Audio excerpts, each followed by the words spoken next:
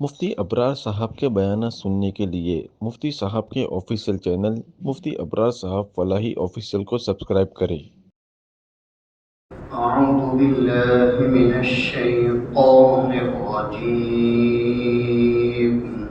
بسم اللہ الرحمن الرحیم اقم الصلاة لدلوک الشمس الى غسق اللیل وقرآن الفجر ان قرآن الفجر كان مشهودا ومن الليل فتهجد به نافلة لك عسى أن يبعثك ربك مقاما محمودا صدق الله العظيم۔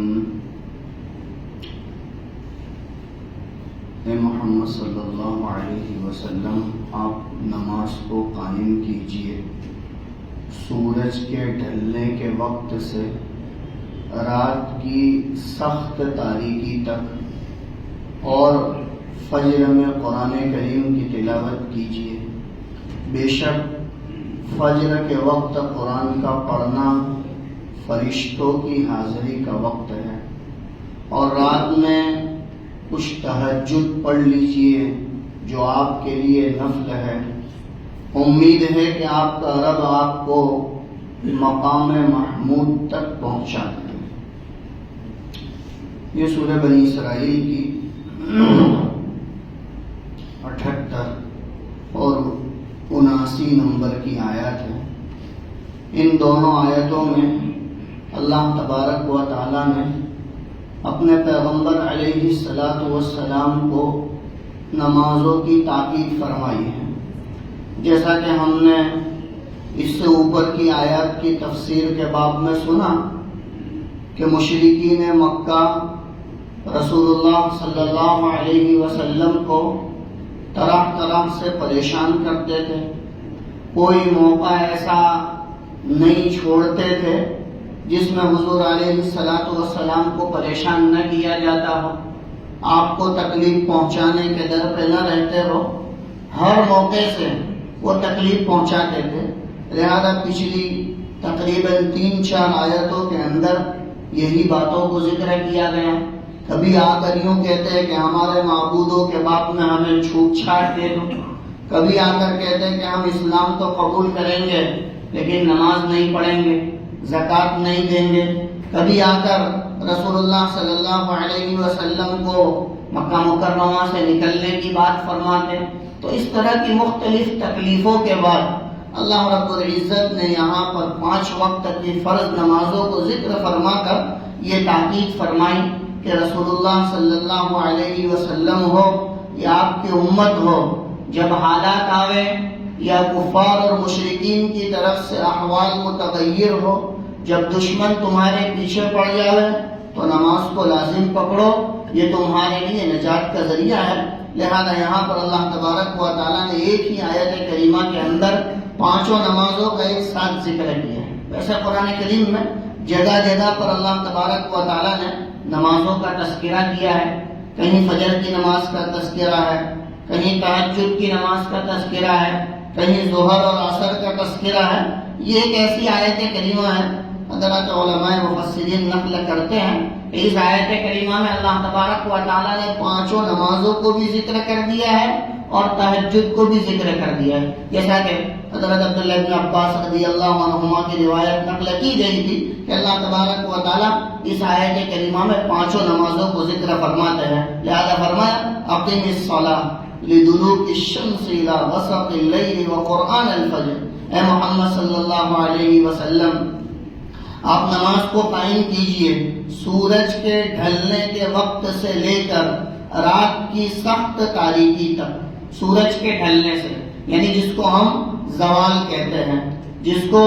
استواء شمس کہا جاتا ہے، بالکل درمیانی وقت کہ جب سورج آدمی کے سر پر آ جاتا ہے، کہا کہ سورج کے ڈھلنے کے بعد یعنی سورج کے ڈھلنے کے بعد سب سے پہلی نماز جو ہوتی ہے وہ ظہر کی ہوتی ہے۔ تو لہٰذا لدلوک الشمس، سورج کے ڈھلنے کے وقت سے لے کر الی غسق اللیل، رات کی سخت تاریکی تک۔ لہذا اس میں 4 نمازوں کا تذکرہ کیا گیا ہے، ایک ظہر کی نماز، ایک عصر کی نماز، ایک مغرب کی نماز اور ایک عشاء کی نماز۔ آگے اللہ تبارک و تعالیٰ نے فجر کی نماز کو علیحدہ ذکر کیا اور فرمایا وہ قرآن الفجر، اور فجر کے وقت قرآن کا پڑھنا، جیسا کہ ذکر کیا گیا کہ فجر کی نماز ثواب کے اعتبار سے بڑھی ہوئی ہے، اس لیے کہ اس میں مشقت بھی زیادہ ہے اور اللہ تبارک و تعالیٰ کے یہاں پسندیدہ عمل بھی ہے۔ اور رسول اللہ صلی اللہ علیہ وسلم فجر کی نماز میں عام طور پر قرات کو طویل فرماتے تھے۔ روایتوں میں ذکر کیا ہے کہ 45 آیتوں سے لے کر 100 آیتیں تک پڑھنے کا آپ کا معمول تھا، کہ تقریباً 100 آیتیں بھی آپ پڑھا کرتے تھے، اور یہی معمول خلفائے راشدین میں بھی رہا ہے کہ یہ حضرات بھی فجر کی نماز بہت طویل پڑھاتے تھے، بڑی لمبی نمازیں ان کے یہاں ہوا کرتی تھی۔ آگے فرمایا ان قرآن الفجر کان مشہودا، بے شک فجر کے وقت قرآن کا پڑھنا یہ فرشتوں کی حاضری کا وقت ہے۔ جیسا کہ ذکر کیا گیا کہ روایتوں میں آتا ہے کہ اللہ تبارک و تعالیٰ کی طرف سے جو فرشتے آسمانوں سے اترتے ہیں ان کی 2 جماعتیں ہیں، ایک جماعت فجر کے وقت آتی ہے جو عصر تک رہتی ہے، عصر میں چلی جاتی ہے، اور دوسری جماعت جو عصر کے وقت آتی ہے وہ فجر تک رہتی ہے اور فجر میں چلی جاتی ہے۔ لہذا یہ 2 جماعتوں کی طرف اشارہ ہے، اور یہ فرشتے اللہ تبارک و تعالیٰ سے اوپر جا کر حال احوال بیان کرتے ہیں۔ حالانکہ اللہ رب العزت سب جانتے ہیں کہ فلاں بندہ کیا کر رہا ہے، فلاں بندہ کیا کر رہا ہے، لیکن اس کے باوجود حالات دریافت کرتے ہیں تو یہ فرشتے ان کو حالات بتاتے ہیں کہ ہم جب گئے تھے اس وقت بھی آپ کا یہ بندہ عبادت میں مشغول تھا، اور اب ہم جب آ رہے ہیں تب بھی آپ کا بندہ عبادت ہی میں مشغول تھا۔ لہذا یہ دونوں وقت بڑے قیمتی وقت ہیں، اس کو خاص کیا گیا ہے عبادت کے لیے، ذکر کے لیے، تلاوت کے لیے۔ لہذا آدمی کو ان اوقات میں عبادت اور تلاوت کا اہتمام کرنا چاہیے۔ ویسے روایات کی روشنی کے اندر نمازوں کی جو فضیلت ذکر کی گئی یا جو نمازوں کا اہتمام ذکر کیا گیا وہ رسول اللہ صلی اللہ علیہ وسلم کی ڈھیر ساری روایات ہے، جس سے معلوم ہوتا ہے کہ امت کے اوپر 5 وقت کی نماز فرض ہے جو کسی حال میں معاف نہیں ہے۔ لہذا ایمان والوں کو چاہیے کہ وہ پورا سال اہتمام کے ساتھ 5 وقت کی نمازیں پڑھے۔ اللہ کے رسول صلی اللہ علیہ وسلم نے لوگوں کے ایمان کو قبول کرنے سے بھی انکار کر دیا جب انہوں نے نماز کا منع کیا، جیسا کہ روایت ذکر کی گئی حضرت ابو موسیٰ اشعری رضی اللہ عنہ کی کہ قبیلہ ایمان قبول کرنے کے لیے آیا اور 4 شرطیں رکھی۔ اللہ کے رسول صلی اللہ علیہ وسلم نے 4 میں سے 3 شرطوں کو قبول کر لیا۔ ایک شرط کی بنیاد پر یوں کہا کہ چاہے تو ایمان لاؤ اور چاہے تو ایمان نہ لاؤ، اس میں سے یہ 4تھی شرط دی کہ ہم نماز نہیں پڑھیں۔ ہم مسلمان تو ہوتے ہیں، ایمان میں داخل تو ہوتے ہیں، لیکن ہم نماز نہیں پڑھیں گے۔ اللہ کے رسول صلی اللہ علیہ وسلم ٹیک لگا کر بیٹھے تھے، آپ نے ٹیک چھوڑ دی اور کہا تمہارا جی چاہے تو ایمان لاؤ اور تمہارا جی چاہے تو ایمان نہ لاؤ۔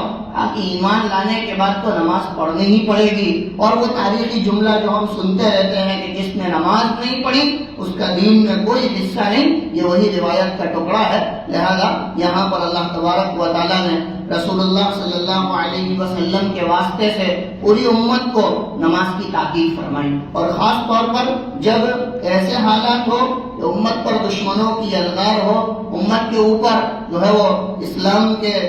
ماننے والوں پر اعتراضات کی بھرمار ہو، ایسے وقت میں آدمی کو نماز کے ساتھ اور صبر کے ساتھ خاص تاکید فرمائی گئی ہے۔ لہذا چاہیے کہ نمازوں کا اہتمام ہو، رمضان کے اندر بھی نمازوں کا اہتمام ہو اور رمضان کے بعد بھی نمازوں کا اہتمام ہو۔ یہ آدمی کے لیے فرض ہے اور اس کے بغیر آدمی کے لیے کوئی چارہ نہیں،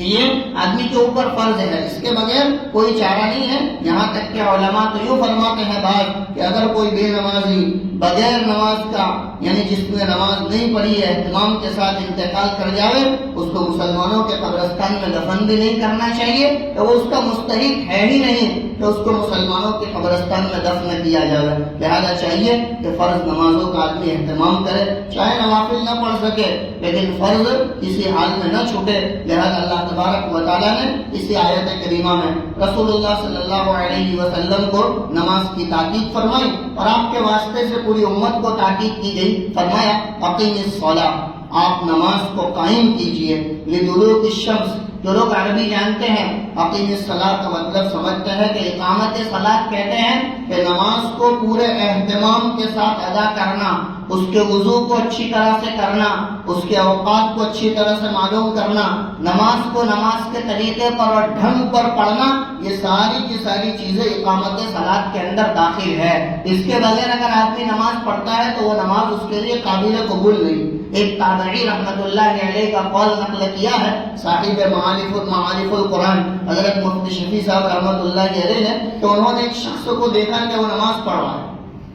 انہوں نے ایک شخص کو دیکھا کہ وہ نماز پڑھ رہا ہے، لیکن نہ اس کا رکوع ٹھیک ہے، نہ سجدہ ٹھیک ہے، نہ سجدے سے جو ہے برابر کھڑا ہوتا ہے، نہ رکوع سے برابر کھڑا ہوتا ہے. اس سے نماز کے بعد جو ہے انہوں نے پوچھا کہ بھائی آپ ایسی نماز کب سے پڑھتے ہو، یعنی کب سے پڑھ رہے ہو ایسی نماز؟ تو اس نے کہا کہ میں تو 40 سال سے ایسی ہی نماز پڑھتا ہوں، کہ میں 40 سال سے ایسی ہی نماز پڑھتا ہوں. تو اس کو سمجھا کر کہا کہ اگر اسی طرح نماز پڑھتے رہے اور تمہارا انتقال ہو گیا تو یوں سمجھو کہ فطرت اسلام پر نہیں مرو گے، یعنی اسلام کی حالت میں تمہاری موت نہیں آئے گی اگر اس طرح نماز پڑھتے رہے تو. پھر ان کو نماز سمجھائی اور بتلایا کہ نماز کو اطمینان کے ساتھ پڑھا جاوے، رکوع کو اچھی طرح سے کیا جاوے، رکوع سے اچھی طرح سے کھڑا ہوا جاوے. کہا کہ یہ ضروری ہے. تعدیل ارکان ہمارے نزدیک واجب ہے، اس کے چھوڑنے سے سجدہ سہو واجب ہوتا ہے، اور اگر سجدہ سہو نہیں کیا تو نماز نہیں ہوتی ہے، جیسا کہ مسائل ہم جانتے ہیں.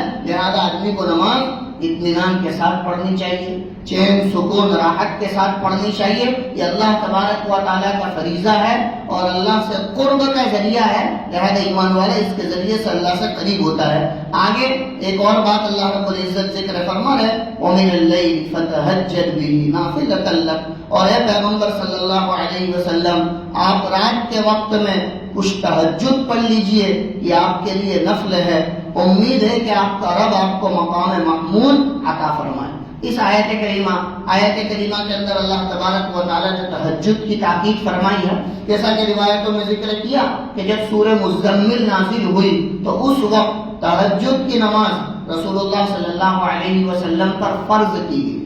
امت پر فرض نہیں تھی، لیکن اللہ کے رسول صلی اللہ علیہ وسلم کے اوپر تہجد کی نماز فرض تھی اور آپ اہتمام کے ساتھ تہجد پڑھا کرتے تھے. روایتوں میں ذکر کیا ہے کہ بعد میں پھر اللہ تبارک و تعالیٰ نے اپنے پیغمبر علیہ السلام سے اس فرضیت کو ختم کر دیا، لیکن فرضیت کے ختم ہونے کے بعد بھی رسول اللہ صلی اللہ علیہ وسلم اہتمام کے ساتھ تہجد پڑھا کرتے تھے اور اپنے صحابہ کرام رضی اللہ عنہم کو اس کی تاکید بھی فرماتے تھے. لہذا ایک روایت کے اندر نقل کیا ہے کہ رسول اللہ صلی اللہ علیہ وسلم اپنے صحابہ کرام رضی اللہ عنہم سے فرماتے ہیں کہ اے میرے صحابہ تہجد کا اہتمام کرو، یہ صالحین کا طریقہ ہے جو تمہارے گناہوں کا کفارہ ہے اور تمہارے لیے نیک بننے کا ذریعہ ہے.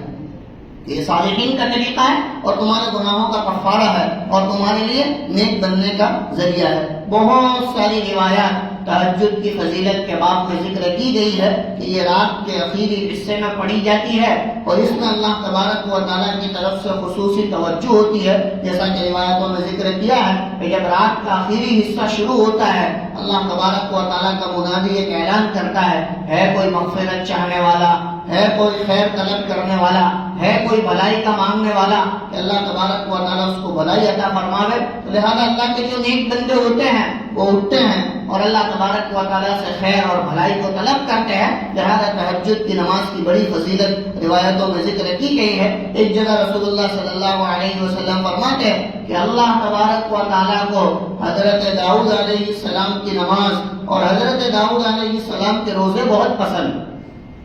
اللہ تبارک و تعالیٰ کو داؤد علیہ السلام کی نماز اور داؤد علیہ السلام کے روزے بہت پسند ہیں. پھر خود حضور صلی اللہ علیہ وسلم فرماتے ہیں کہ داؤد علیہ السلام کی نماز یہ ہے کہ حضرت داؤد علیہ السلام ابتدائی رات میں تھوڑی دیر آرام فرماتے ہیں، پھر جب رات کا تہائی حصہ گزر جاتا تو پھر اٹھتے اور نماز وغیرہ میں مشغول ہو جاتے اور پھر جب چھٹا حصہ ہوتا رات کا تو پھر دوبارہ آرام فرماتے. کہا کہ حضرت داؤد علیہ السلام کی یہ نماز جس کو تہجد کہا گیا ہے اللہ تبارک و تعالیٰ کو بڑی پسند ہے. اور حضرت داؤد علیہ السلام کے روزے صوم داؤدی بہت مشہور ہے کہ حضرت داؤد علیہ السلام ایک دن روزہ رکھتے ایک دن افطار کرتے ہیں، ایک دن روزہ رکھتے ایک دن روزہ نہیں رکھتے، نفل روزوں کا ایسا اہتمام کرتے تھے سال بھر کے لیے۔ تو لہذا اللہ تبارک و تعالیٰ کو یہ بھی بہت پسند ہے کہ آدمی ایک دن روزہ رکھے ایک دن روزہ نہ رکھے۔ یہاں پر اللہ تبارک و تعالیٰ نے تہجد کی فضیلت کو ذکر کیا ہے۔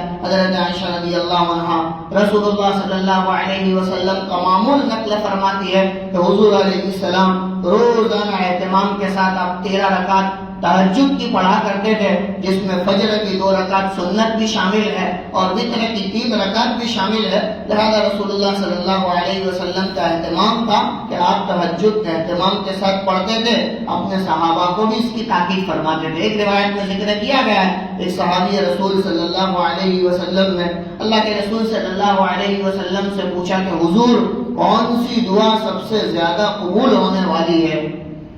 یعنی قبولیت سے قریب کون سی دعا سب سے زیادہ ہے؟ تو اللہ کے رسول صلی اللہ علیہ وسلم نے فرمایا کہ تہجد کی دعا سب سے زیادہ قبولیت سے قریب ہے، کہ اس وقت اللہ تبارک و تعالیٰ بندے کی دعا کو قبول فرماتے ہیں۔ ویسے تو سال بھر میں اللہ رب العزت کا معمول یہ رہتا ہے کہ آخری رات میں اعلان کیا جاتا ہے کہ ہے کوئی مانگنے والا، ہے کوئی مغفرت طلب کرنے والا، لیکن روایتوں میں نقل کیا گیا ہے، امام بیہقی رحمۃ اللہ علیہ نے اس روایت کو نقل کیا ہے کہ رمضان المبارک میں یہ معاملہ نہیں رہتا۔ رمضان المبارک میں اللہ تبارک و تعالیٰ ابتدائی رات سے ہی اعلان شروع کر دیتے ہیں، اور ابتدائی رات سے فرشتہ اعلان کرتا ہے کہ ہے کوئی خیر کا طلب کرنے والا، ہے کوئی بھلائی کا چاہنے والا، ہے کوئی مغفرت کو مانگنے والا، کہ اللہ تبارک و تعالیٰ اس کو مغفرت اور جو ہے وہ بھلائی عطا فرماوے۔ تو لہذا رمضان المبارک کی راتوں میں اللہ تبارک و تعالیٰ کا یہ معمول رہا ہے۔ ویسے بھی رمضان کے بعد میں بڑی خصوصیات روایت میں ذکر کی گئی ہے کہ آسمان کے دروازے پہلی رات سے لے کر آخری رات تک کھول دیے جاتے ہیں، اور جنت کے دروازے اللہ تبارک و تعالیٰ کھول دیتے ہیں، جہنم کے دروازوں کو بند کر دیتے ہیں، اور اللہ تبارک و تعالیٰ معمولی عبادتوں کے اوپر بڑے بڑے ثواب عطا فرماتے ہیں۔ یہ ساری کی ساری چیزیں روایتوں میں ذکر کی گئی ہے۔ یہاں پر اللہ تبارک و تعالیٰ نے خاص طور پر تہجد کی نماز کو ذکر کیا، فرمایا وَمِنَ اللَّيْلِ فَتَهَجَّدْ بِهِ نَافِلَةً لَكَ، اور رات کے وقت کچھ دیر تہجد پڑھیے، یہ آپ کے لیے نفل ہے۔ اللہ کے رسول صلی اللہ علیہ وسلم تہجد کا اہتمام فرماتے تھے، اور روایتوں میں یہ بھی ذکر کیا ہے کہ انبیاء علیہ السلام جو آپ سے پہلے گزرے ہیں وہ بھی تہجد کا بڑا اہتمام فرماتے تھے، کہ تہجد آدمی کے لیے اللہ سے بہت زیادہ جلد لینے والی چیز ہے، کہ کوئی چیز حل نہ ہو رہی ہو، یا کوئی مسئلہ آدمی کا اٹکا ہوا ہو، کوئی دعا آدمی کی قبولیت کو نہ جا رہی ہو، تو تہجد کے وقت اللہ تبارک و تعالیٰ سے مانگے، جیسا کہ حضرت یعقوب علیہ السلام نے بھی اللہ تبارک و تعالیٰ سے تہجد کے وقت ہی دعا کی تھی، اور اپنے اولاد کے لیے، اپنے بچوں کے لیے، یوسف علیہ السلام کے لیے تہجد کے وقت ہی مانگا تھا۔ لہٰذا اس کو بڑی خیر اور بڑی برکت کا ذریعہ بنایا گیا ہے، اور اللہ تبارک و تعالیٰ نے اس پر بڑے اجر اور ثواب کے وعدے بھی رکھے ہیں۔ روایات ڈھیر ساری موجود ہے کہ جس میں رسول اللہ صلی اللہ علیہ وسلم نے رات کے وقت پڑھی جانے والی تہجد پر بڑے ثواب اور اجر عطا فرمائے ہیں۔ حضرت جنید بغدادی رحمۃ اللہ علیہ کے بارے میں نقل کیا گیا ہے کہ انتقال کے بعد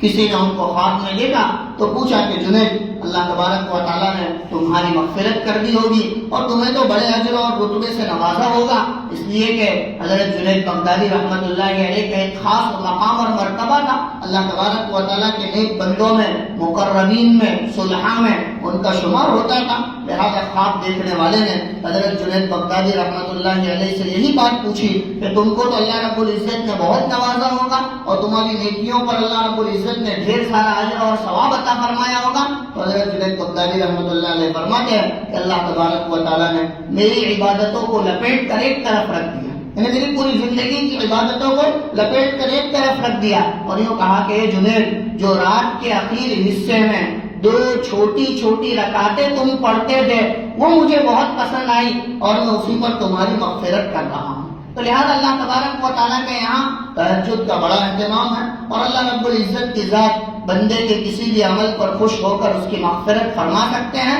اللہ تبارک و تعالیٰ کی ذات سے امید رکھنی چاہیے، لہذا ایمان والوں کو تہجد کا اہتمام کرنا چاہیے۔ اگر نہیں پڑھ سکتے ہیں، آخری رات میں نہیں اٹھ سکتے ہیں، تو اس کا بھی حل شریعت میں موجود ہے۔ خود اللہ کے رسول صلی اللہ علیہ وسلم فرماتے ہیں کہ اگر تمہارے لیے رات کے آخری حصے میں اٹھنا مشقت آمیز ہے تو رات میں عشاء کی نماز کے بعد جب تم وتر پڑھ چکو تو 2 رکعت تہجد کی نیت سے پڑھ لو، یہ تمہارے لیے رات کی نماز کے لیے کافی ہو جائے گی، پھر آدمی کے لیے تہجد کے اعتبار سے کافی ہو جائے گی۔ اور یہ تہجد کہا کہ اللہ تبارک و تعالیٰ کے یہاں صلحاء کا طریقہ ہے، اللہ کے نیک لوگوں کا طریقہ ہے۔ روایتیں اس کے بعد میں ذکر کی گئی ہے کہ فرشتے